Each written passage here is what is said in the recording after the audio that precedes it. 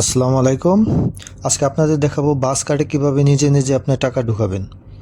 প্রথমে এমআরটি স্টেশনে গেলে আপনি এভাবে কাউন্টার থেকেও ঢুকাতে পারবেন, অথবা আপনি নিজে নিজে মেশিন থেকেও ঢুকাতে পারবেন। এই স্টেশনে যাওয়ার পরে দেখবেন এক সাইডে এটিএম মেশিনের মতো অনেকগুলো মেশিন রাখা আছে। এখান থেকে টিকিটও কাটা যাবে, অথবা আপনি কার্ডে টাকাও ঢুকাতে পারবেন। ঠিক আছে, সো আমরা দেখব যে নিজে নিজে কীভাবে আপনার কার্ডে টাকা ঢুকাবেন। প্রথমে আপনি মেশিনের কাছে যাবেন। এরকম একটা কার্ড সবার কাছেই আছে মালয়েশিয়াতে। তো এই কার্ডটা মেশিনে প্রথমে রাখতে হবে। ডান পাশে উপরে দেখুন একটা কার্ড রাখার জায়গা আছে, এইখানে আমি কার্ডটা রাখলাম। রাখার পরে স্ক্রিনে দেখুন এখানে একটা সবুজ টিক চিহ্ন আছে, ওইখানে একটা চাপ দিলাম।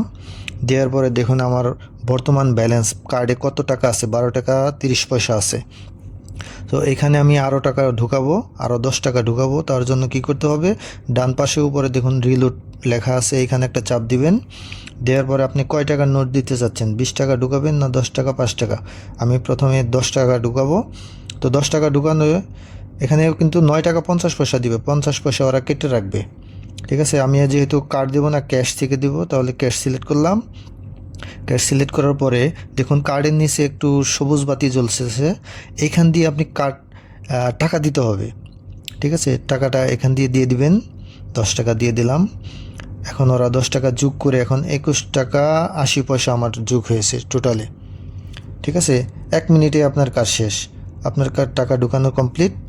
এইভাবে যে কোনো বাস কার্ডে আপনারা নিজে নিজেই টাকা ঢুকাতে পারবেন, আর সিরিয়ালে দাঁড়াতে হবে না।